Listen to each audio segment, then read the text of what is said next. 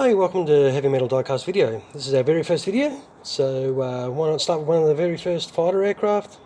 I'm a diecast enthusiast and not a historian or professional, and all my views are just based purely on my own opinions.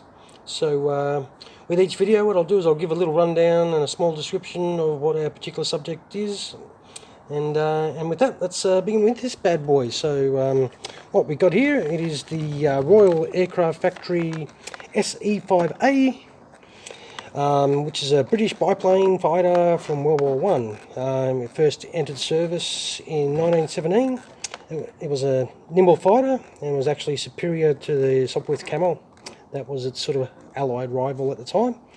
Around approximately 5,205 of these were built. So with that, let's get this bad boy open and have a look. So what we'll do is we'll get trusty blade. So this is a generic brand, Chinese brand. I think this is $35 Australian delivered to my door. Oh, gee, these are tiny. This is my first World War One aircraft. I do have World War Two aircraft that I've opened and seen. This quite small, as you can see in my hands. So what we'll do is I'll get this open. So it's 1/72nd scale die cast. As I said, it's by a generic Chinese brand. There's no sort of definition of who makes it, so it comes with a display stand, which is all metal. So it's pretty good. So we'll get this. Comes out nicely. So as you can see by my hand test, with my sausage fingers, it is quite a small aircraft that sits in the palm of my hand.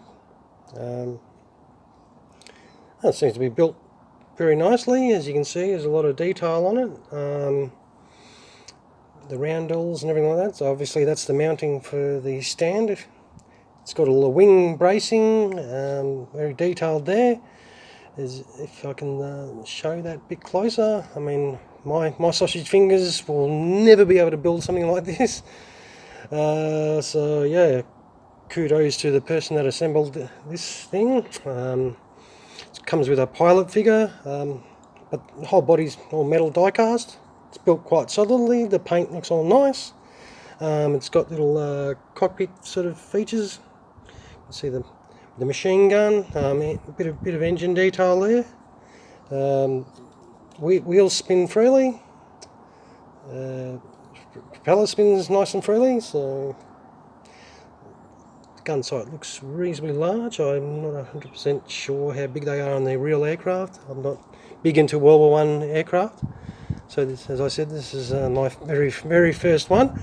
I did buy this at the same time as I bought a Fokker triplane, so I will endeavour to open that one shortly and see that in size comparison, because I didn't realise these bad boys were that small. Geez, you had to be a brave man to go up in the air in one of these, especially when they didn't have parachutes back then. So yeah, that's it. So as I said, I got this for $35 delivered. It was a relatively easy purchase I did on eBay to start my collection. As I said, yep, one of my first World War One aircraft, and this is the very first one that I have opened and seen. And yeah, that's cool little model, cool little bit of kit to add to your collection, and for the price, relatively cheap, so $35. Yeah, no, it's very nice. Seems to be quite accurate, fairly decent. So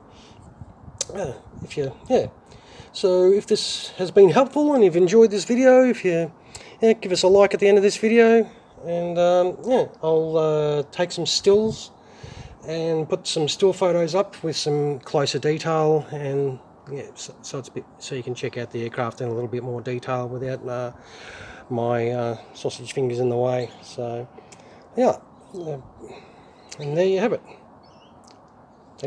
Thanks again for watching, and have a great rest of your day.